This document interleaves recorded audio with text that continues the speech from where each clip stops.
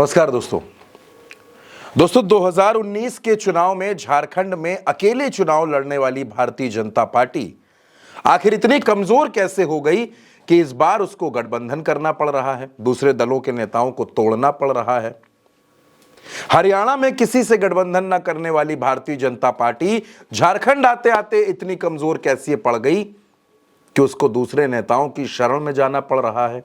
नरेंद्र मोदी जिनका जादू पूरे देश में चलता है, पूरी दुनिया में चलता है, क्या उनका जादू झारखंड में नहीं चलता?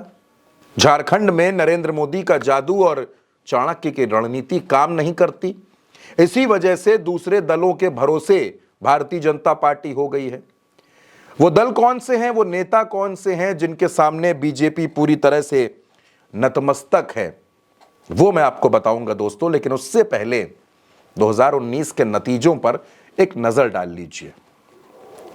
2019 में झारखंड के चुनाव में जेएमएम यानी कि झारखंड मुक्ति मोर्चा, हेमंत सोरेन जिसके सर्वे सर्वा हैं, मुख्यमंत्री हैं, कांग्रेस और आरजेडी मिलकर चुनाव लड़े।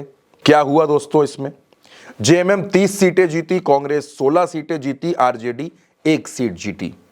यानी जब आप आंकड़ा देखेंगे तो 47 यह आंकड़ा होता है, बहुमत का आंकड़ा 41 है दोस्तों। यानी पिछले चुनाव से 2014 से जेएमएम बढ़ गई 11 सीटें, कांग्रेस बढ़ गई 10 सीट। लेकिन भारतीय जनता पार्टी के साथ क्या हुआ दोस्तों? भारतीय जनता पार्टी यहां जीती 25 सीटें, 12 सीटों का नुकसान हुआ। झारखंड विकास मोर्चा चुनाव लड़ा, 3 सीटें जीता, 5 सीटों का नुकसान हुआ। आजसू यानी ऑल झारखंड स्टूडेंट्स यूनियन 2 सीटें जीता, 3 सीटों का नुकसान उसको हुआ।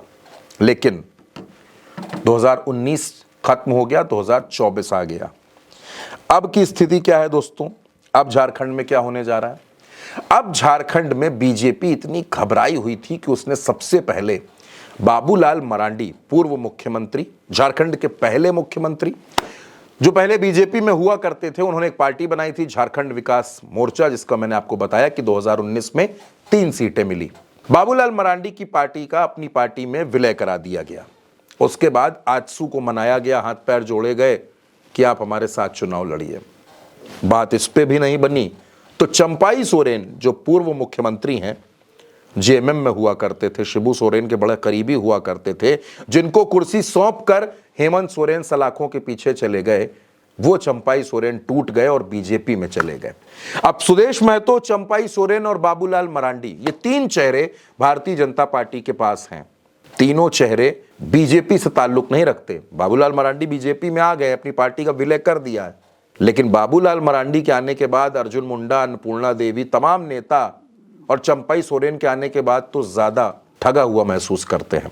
क्या हुआ था दोस्तों? सबसे पहले मैं आपको वो बताता हूं। आंकड़े बड़े दिलचस्प हैं, आंकड़े बड़े रोचक हैं, गलत जानकारी ना जाए इसलिए मैं आपको एक एक आंकड़ा बता रहा हूं दोस्तों। ये आप जानते हैं कि झारखंड विधानसभा में 44 सीटें, 44 सीट्स अनारक्षित हैं, लेकिन 28 सीटें आदिवासी समाज के लिए आरक्षित है, एसटी के लिए, और 9 सीटें एससी के लिए आरक्षित हैं। ये तो सीटों का गुणा गणित हो गया। लेकिन 2019 में क्या हुआ? 2019 में आजसू भले ही 2 सीटें जीती, लेकिन 9 सीटों पर दूसरे नंबर पर थी। दूसरे नंबर पर 17 सीटों पर तीसरे नंबर पर। यानी आप आजसू की ताकत का अंदाजा लगा सकते हैं। अब आंकड़े ऐसा बताते हैं कि 8 सीटें ऐसी थी, 8 सीटें जो बीजेपी आजसू की वजह से हार गई, वरना बीजेपी का आंकड़ा 33 पहुंच सकता था। खैर, बाबूलाल मरांडी यानी जेवीएम यानी कि झारखंड विकास मोर्चा 2 सीटों पर दूसरे नंबर पर, 2 सीटों पर, और 22 सीटों पर तीसरे नंबर पर। 22 सीटों पर, बड़ा आंकड़ा है। आंकड़े बताते हैं कि 2 सीटें बीजेपी जेवीएम की वजह से हार गई। यानी अगर ऐसा ना होता तो बीजेपी का नंबर हो जाता 35। 35 सीटों पर बीजेपी जीत जाती। 10 सीटों का मोटा मोटा नुकसान बीजेपी को बाबूलाल मरांडी और सुदेश महतो ने किया। अब सुदेश महतो अलायंस में हैं। अब बाबूलाल मरांडी बीजेपी में आ चुके हैं, चंपाई सोरेन बीजेपी में आ चुके हैं। आजसू को सीटें भी दे दी गई हैं लड़ने के लिए।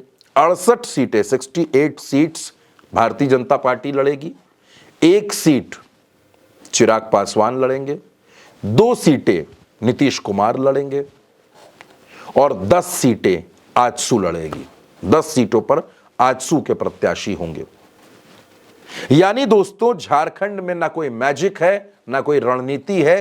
बीजेपी इन 3 नेताओं के सामने नतमस्तक है कि मोदी और शाह नहीं, नड्डा नहीं, रघुवर दास नहीं, अर्जुन मुंडा नहीं, अन्नपूर्णा देवी नहीं, सुदेश महतो, बाबूलाल मरांडी और चंपाई सोरेन, इन नेताओं के सहारे पूरा चुनाव हो रहा है। और प्रभारी कौन है? शिवराज सिंह चौहान, हेमंता बिस्वा शर्मा। संगठन में लक्ष्मीकांत वाजपेयी जो यूपी के नेता हैं वो देख रहे हैं, पूरा चुनाव कामकाज देख रहे हैं। नरेंद्र मोदी और अमित शाह को लगने लगा है कि झारखंड उनके हाथ से निकल जाएगा, झारखंड नहीं आ सकते सत्ता में, क्योंकि हेमंत सोरेन और कल्पना सोरेन की रणनीति, उनका प्रचार, उनका तंत्र बहुत बड़ा है। साथ में कांग्रेस है, साथ में तेजस्वी हैं, वाम दल है, बड़ा मजबूत गठबंधन बन गया है। इंडिया का जो महागठबंधन है झारखंड में बड़ा मजबूत हो गया है।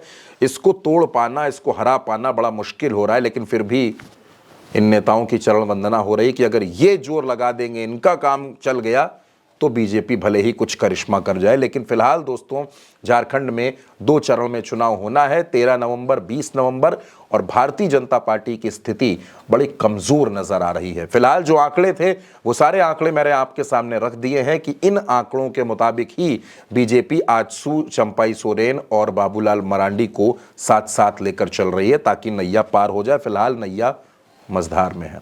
इस वीडियो में इतना ही मेरे साथ दोस्तों। अपनी राय, अपने सुझाव कमेंट बॉक्स में जरूर दीजिएगा। नमस्कार।